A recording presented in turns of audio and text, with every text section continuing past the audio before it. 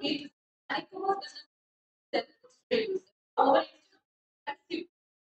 maybe another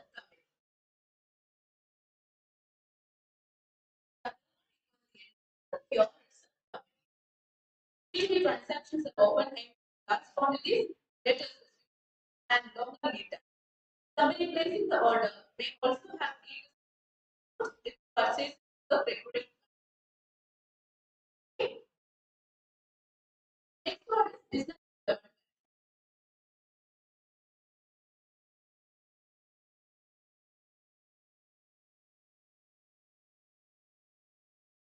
Services department. So, contract for road and option for that one. Right? Some activities specialize as government contractors. Okay, for construction of roads, just road plans and all private parties. Some activities specialize as government contractors. Providing goods and services to businesses that to each relationship. The business produces items value and remits the consumer to consumer.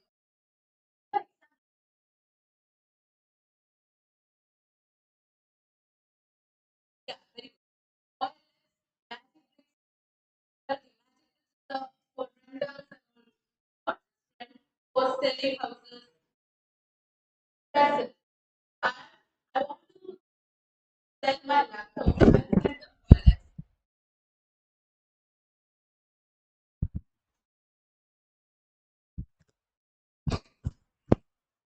Okay, if I want to sell my laptop, I'll put in the OLX. Person may be interested to buy my laptop. He will come and he will directly buy my laptop. So it's between the consumer and consumer, right? That is C to C type. Understood? Then yeah, that's it. Established companies are the only entities that can sell things. E-commerce platforms such as digital marketplaces connect consumers with other consumers who can list their own products and execute their own sale. Okay, that is C to C, consumer to consumer. Then consumer to business. What it is? Consumer to business.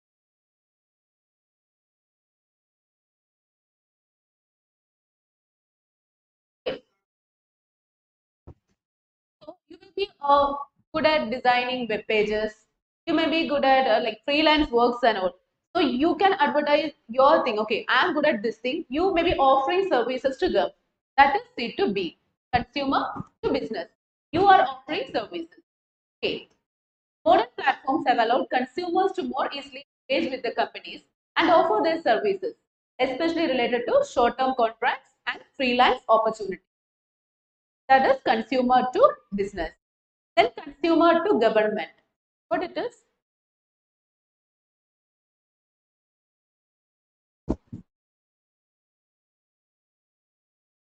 You are paying your bills online. For example, uploading your federal tax returns online. These are the examples of consumer to business. Okay, that's the e-commerce thing, consumer to business. Plus of a traditional e-commerce relationship, consumer can interact with the administrators, agencies or governments to this relationship. The direct relationship between the consumer and the government using e-commerce platform. Clear? So these are the types of e-commerce.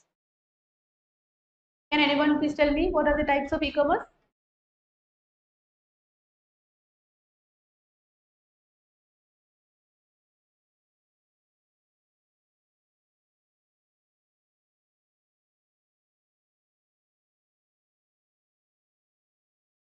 You know it, right? Easy. So next topic is multinational and transnational companies.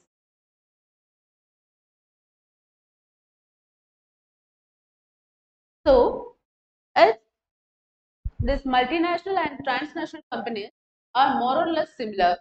Like sometimes you may get confused, but there is a thin line of difference between this multinational and transnational companies. This multinational company, let's say for example, the company started in USA and it is like is going to expand this business. It would put subsidiaries on India, China, and all it's starting its subsidiaries or branches. So that kind of companies, the same thing only, a business expansion, it is multinational companies. So it will be having a headquarters or head office in one particular country. Okay, so company A, it started its branches or subsidiaries in other countries, but it always it's having its headquarters at USA only. Okay, head office or headquarters. Transnational companies, it's also same thing only. They will start in one particular country and they will expand. But the office which they started first is not the headquarters. They will start. For example, they started one company in USA. Then again, they will come to India. They will start. So the Indian office is completely independent from that of the USA one. These transnational companies will be having offices all over the world. They are independent from each other. Okay, it is not having a head office. In multinational, they will be having a head office. In transnational, there is no centralized control. That's the word you can use. Centralized control is not there in transnational, but in multinational, centralized control will be there. Both multinational and transnational are more or less similar in meaning. And however, there's a small difference between multinational and transnational. Multinational, as the term suggests, operates in many countries. Main difference between multinational and transnational enterprises is that multinational enterprises have a centralized management. So this is the point of difference. It will be having a centralized management and system which cannot be seen in transnational enterprises. Transnational, there is no centralized management. Okay, this is the difference. Shall I change the slide?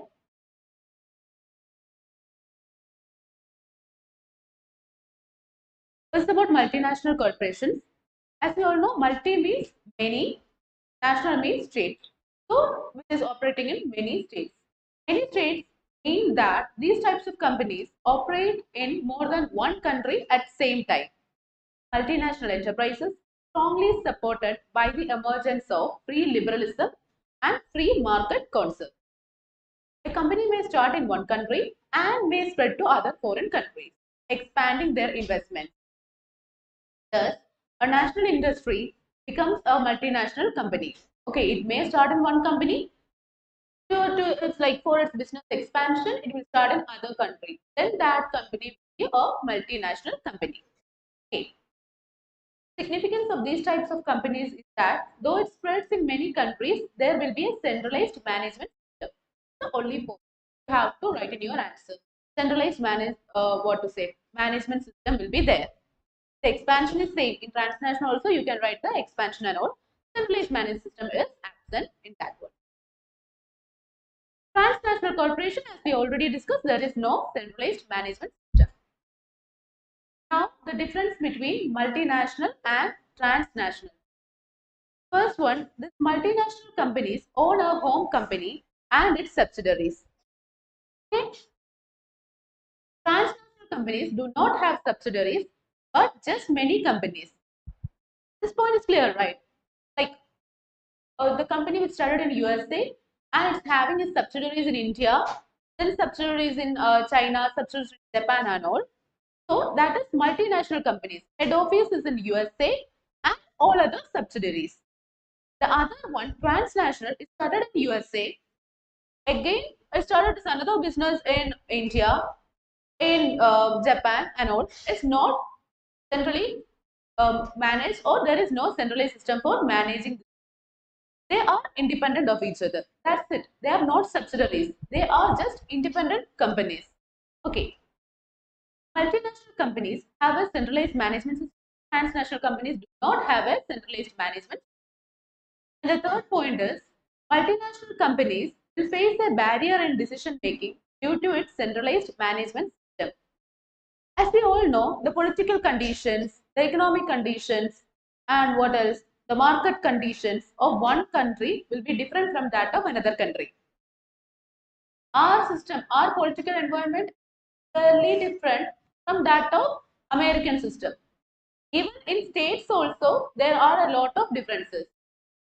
So when there is an urgent decision to be taken and all, like these multinational companies have to wait for the orders or their ascent from their head office. But in these transnational companies, it's not the scenario. Transnational companies, they can take their own decision because there is absence of the centralized management system. Okay, managerial system. Clear? Now we are going to discuss Bretton Woods Conference. Now we are going to get into the WTO and WTO agencies, WTO agreements and everything. Okay, that's very important. Please pay attention. So Bretton Woods Conference. Which two institutions are called as Bretton Woods twins? Two institutions are called as Bretton Woods twins.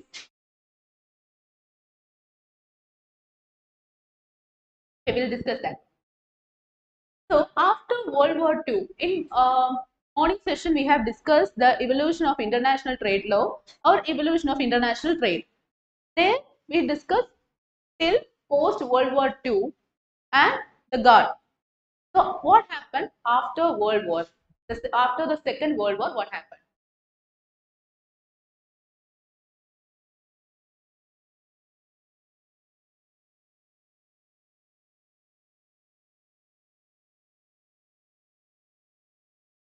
Trade.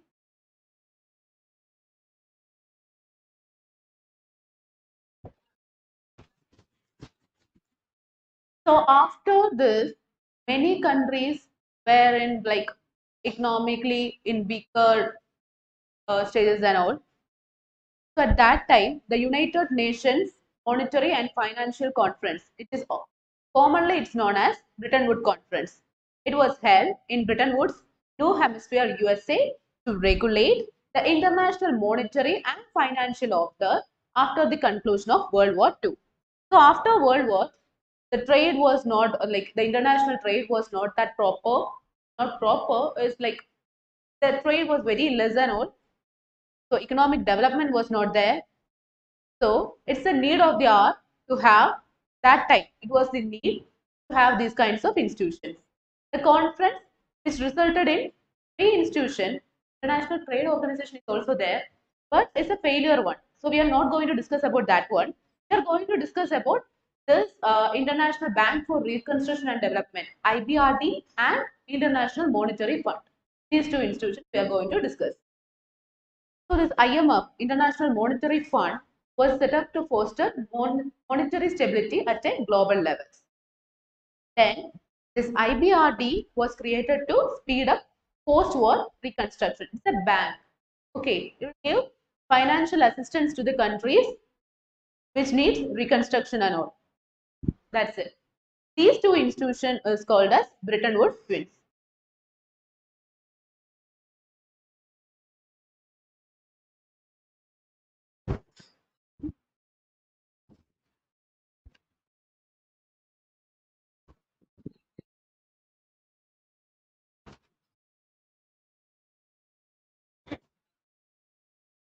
Bretton Woods twins. So these two institutions are originated because of this agreement.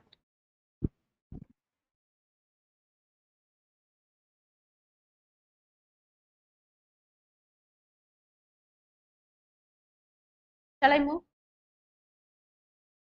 So these were the agreements as already discussed, articles of agreement to create IMF whose purpose was to promote stability of exchange rates and financial flows. Then articles of agreements to create IBRD, it's World Bank only, okay. IBRD is later it's known as World Bank whose purpose was to speed reconstruction after the World War and to foster economic development especially through lending, built infrastructure and other recommendations for economic cooperation. So these were the agreements of which was there in the Bretton Woods Conference, which was signed in the Bretton Woods Conference.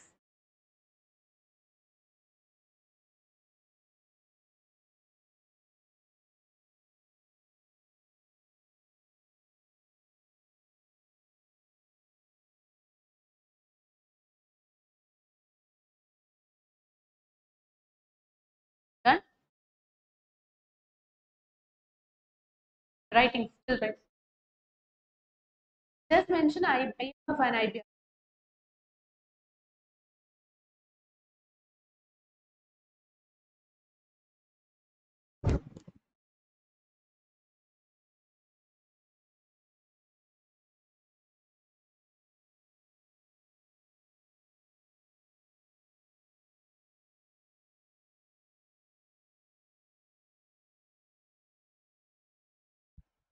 So now, International Monetary Fund, IMF.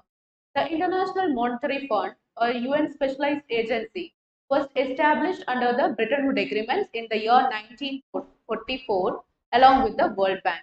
It is headquartered in Washington and starts functioning in the year 1947. Headquarters of IMF is important, Washington. Write it.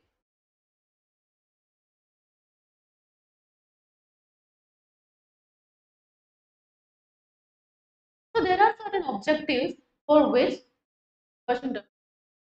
So there are certain objectives for which this IMF is there. Like, why is it established? There are certain objectives. The first one is promote international monetary cooperation. Second one, to facilitate balanced growth of international trade of economic growth for all member countries. Here we are always talking about growth because after, yeah, this scenario is after World War II. Okay, so when you are studying, you should keep it in mind. This institution all were established after World War II. That's why it's always concentrated on growth of the member countries, growth of the member countries. To promote exchange rate stability, maintain orderly exchange rate arrangements, and to avoid competitive exchange rate uh, devaluation, then to help the members in the times of balance of payment crisis. What is balance of payment? Econ students?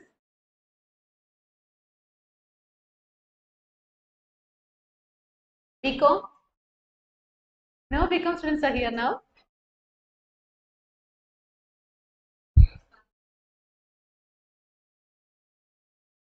No BCom now.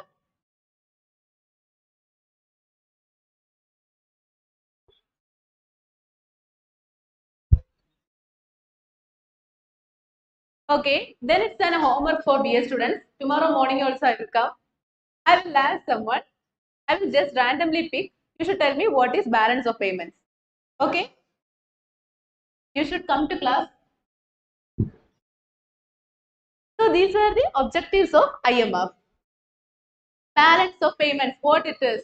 It's a homework for you guys. Okay. No, like, yeah, it's not debts per se. What I'm asking you is, what is balance of payments? Just what is balance of payments? Your answer is correct when we are discussing more about it.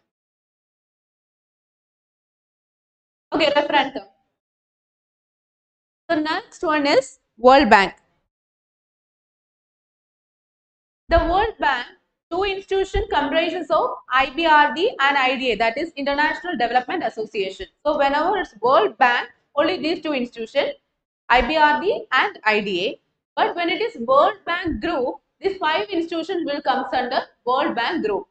Okay, World Bank only two, World Bank Group, these five institutions are there. So what's the aim or what's for what it is established? It's total to share the commitment to eradicating poverty, increasing shared prosperity, and promoting sustainable development. These were the objectives of this particular group, that is World Bank Group. So what are the five institutions which comes under World Bank Group?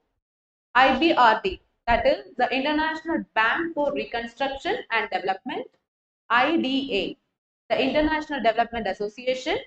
The International Finance Corporation, IFC. MIGA or MIGA, the Multilateral Investment Guarantee Agency. ICSID, the International Center for Settlement of Industrial Disputes. So its World Bank is the first two institutions, IBRD and IDA. World Bank Group will consist of all these five. What are the objectives? Eradicating poverty, increasing shared prosperity, and promoting sustainable development. Okay? Notice.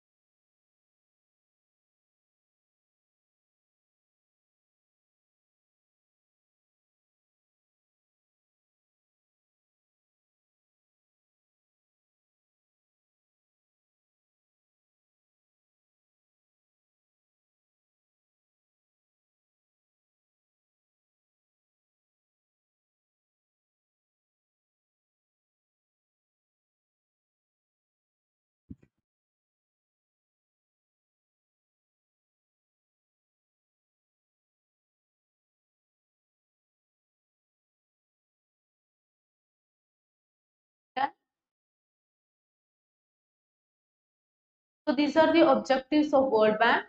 After World War II, the World Bank was established. So the World Bank's primary goal was to rebuild countries that has been damaged by the conflict. So it was the important aim is to reconstruct the countries which was damaged because of World War II.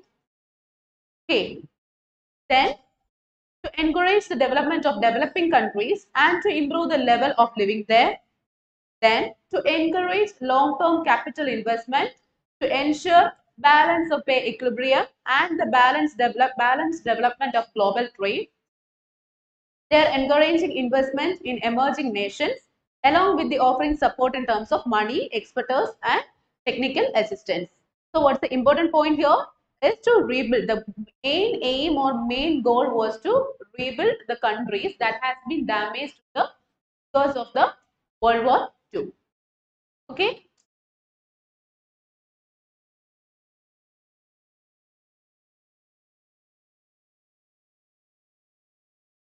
Shall I change the slide? So now World Trade Organization is very important. Everyone please listen to this.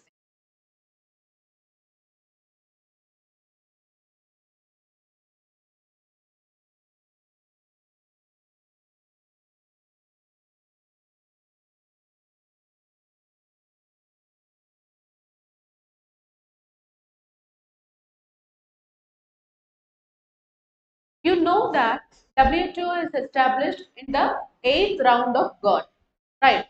Uruguay round of negotiation. So it's very important to discuss GATT before discussing WTO. What is GATT? GATT. Yeah, General Agreements for Tariffs and Trade. Isn't it? So GATT. We'll first discuss about GATT, then we'll discuss about WTO. GATT, General Agreements on Trade and Tariffs and Trade. So in 1947, 23, there was a meeting which was held in Geneva. Okay, 23 countries attended that meeting and they signed a document called as GATT, General Agreements on Tariffs and Trade. So 23 countries in Geneva. That's the important point in the year 1947.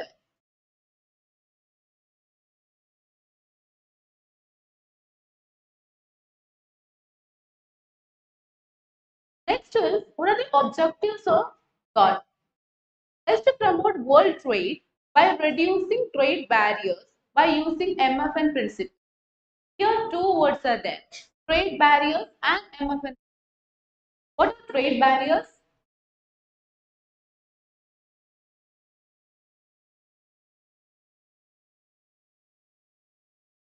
What are trade barriers?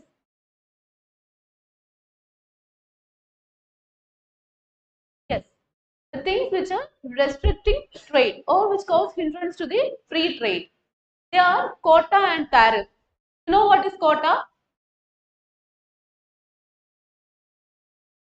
Quota is the quantitative restrictions. Okay, for example, to India, you can only import up to 5 kg of this particular thing. It's the quantitative. You can't import more. So earlier, we had that quantitative restriction. Then, the tariffs means what? If you are importing more than 5 kgs, you can import, but you have to pay certain amounts of duty. Okay, this quota and tariff. So the aim of the main aim of GATT was to reduce this trade barrier by using MFN principle. MFN principle we'll discuss later. Is most favored nation principle. We'll discuss that one. So here, trade barriers. First, trade barriers will be there. Okay. Then what we have to do is non-trade barriers to trade barriers. This is non-trade barriers, non-tariff barriers to tariff barriers. So these are the, I will explain it. Wait. So now we discuss this called quantitative one. Okay. You are importing this much of quantity. Okay, you are only permitted to import 5 kg of this particular thing. You are not supposed to import more than that. Then if you are importing, so this tariff, if you are importing more than that, you have to pay the tax. So the aim of this guard is that first non-tariff barriers will be there. That is this quotas and all. Then to tariff barriers. That is okay, we are allowing you to import more, pay the tariff. In the beginning, the tariff will be very high. Okay, high tariff will be there in the beginning. Then, as the time passes, the tariff will reduce. So, low tariff. Afterwards, low tariff. Then, through free trade. Free trade, it doesn't mean that, okay, just free trade. It's not like that. First, non-tariff barriers to tariff barriers. In the tariff barriers, first high tariff, then low tariff, then free trade. Understood? Then it seems to avoid bilateralism by promoting multilateralism. What is bilateralism? Yes, between two countries. Multilateralism aim of WTO also, right? Trade between all countries. But now we are having RTS, regional trade agreements and all there. We'll discuss your next unit is RTS only. So now we are having like SAFTA, NAFTA, SARC, everything is there. So that's bilateralism. Now we are promoting bilateralism also. Still, the objective of GATT was to avoid bilateralism and to promote multilateralism. So here, what is MFN principle? Most favored nation principle is that if I am treating, for example, country India, India is treating China with like low tariff barriers, everything India is providing to China, then India should provide the same treatment to all the countries who are there, the members of WTO. For example, India is a member of WTO, China is also a member of WTO.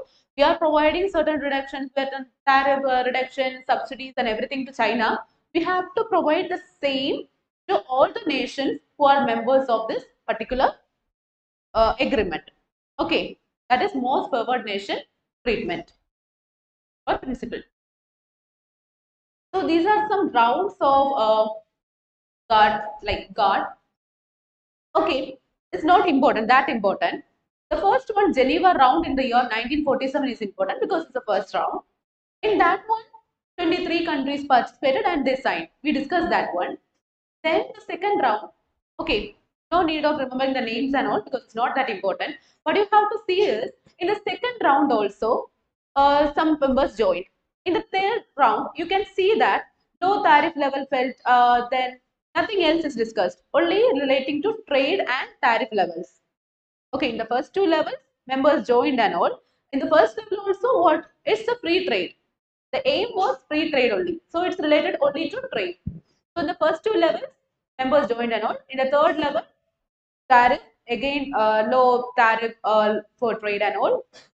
The fourth round also, member countries withdrew because of these tariff reductions. In the fifth round, the same tariff is only the thing. Again, same in the sixth and the seventh round, only trade, trade, trade. In the eighth round, what happens is that at that time, certain new issues were picked up. IPR. What is IPR? Intellectual properties right. Intellectual property rights. What are the 7 kinds of IP? You know, right? We'll discuss it in detail. Then investment, agriculture, environment, etc. were also taken into consideration. They're like, okay, it's not just trade. We should take care of all these things also. Okay, so all these new issues were picked up in the Uruguay round. Uruguay round is the round 8. It's very, very important. 1986 to 1994. Very important round. So how decisions are taken in WTO? Like God, how decisions are taken? If it's by like majority, we can't take any decisions there. Like if it's majority, which side will win? Majority, obviously, of course, is the side that is developing countries only will win. Because developed countries, the number of developed countries are very less. Only developing countries will win. So what if it's the other, like their investment in that one or their, what to say, contributions. only developed countries will win. So, how it is that it's with the consensus between persons. That is the meeting of minds. The agreement, like, okay, I am proposing something, you should also accept that one. With that one only, they will take a decision. So here what happens is that all these new issues came and there is no agreement between the developing countries and the developed countries. Okay, there is no consciousness between them. So what happens is that the like every year it was like long like 1986 to 1994. So there was no meeting of minds. They were not agreeing. Developing countries are having their own thing. Developed countries having their own thing. It was not. Then Director General Arthur Duncan. Okay, he made a draft. This Duncan draft. He made a draft which includes the opinions of the developed countries and the concerns of the developing countries. Okay, he made a final draft. That is Dengar draft here. Dengar draft he made. Arthur Dengar, the then Director General of GATT. So he concluded all the issues that were discussed in the rounds, this Uruguay round, he concluded all the issues. And it incorporated the discussions of the developed countries and genuine modifications by the developing countries. Okay, discussion by the developed countries and modification by the developing countries. So now you think, okay, they have included all the modifications, all the genuine modification they have included. So it's okay only, right? No. Genuine in the sense they felt, okay, developed countries are like, okay, this is genuine. So we are going to consider that one. That kind of modifications. Modification, we may be, like the developing countries may be suggesting a lot of modifications. They are not including all the modifications. They are only including the modification that they think, yes, it's genuine. Okay, they have included those genuine modification from their point of view. Understood? Then this Dunga draft was made. That is, it was in Marrakesh. That's Marrakesh Agreement. Okay, in the year 1994. So this agreement was signed. Actually, in the developing countries, actually how they signed is that there were only two options for them. Either you sign this agreement or for leaving this institution. That is there. This agreement. God, leave out of this God or offshore living out, or you can stay by signing this agreement. And in that Dunga draft, one clause was there. Discuss this thing and leave. Wait. So I won't stop if you're doing like this. So this listen, otherwise I won't stop. Ah. So that's the Dunga draft, and okay, we'll discuss tomorrow only.